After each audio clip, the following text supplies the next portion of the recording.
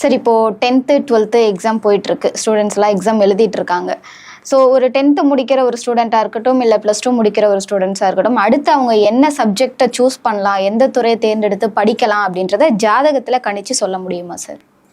சொல்ல முடியுமா? அதாவது எல்லா ஜாதகர்களும் அவங்களுக்கு ஒரு ஜாதக பேட்டர்ன் இருக்கும் இல்லையா?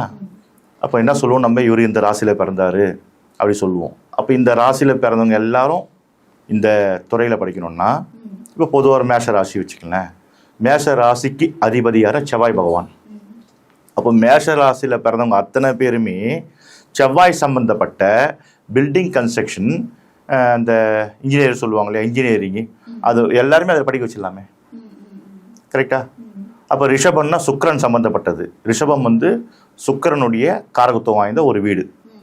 அப்போது சுக்கிரன் சம்மந்தப்பட்டவங்களாக இருந்தாங்கன்னா, இப்போ ரிஷபராசி நேர்கள் அத்தனை பேருமே சினி ஃபீல்டில் இருக்கலாம், இல்லை டெக்ஸ்டைல்ஸ் நடத்தலாம், இந்த சுகபோகம் சம்மந்தப்பட்ட ட்ராவல்ஸு, டூரிஸ்ட், இது மாதிரி நடத்திட்டு போயிட்டே இருக்கலாமே.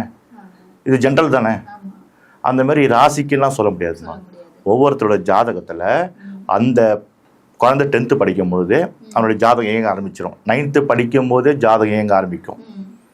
அது வரைக்கும் அப்பா அம்மாவுடைய அரவணைப்பு தான் அவங்க வாழ்வாங்க.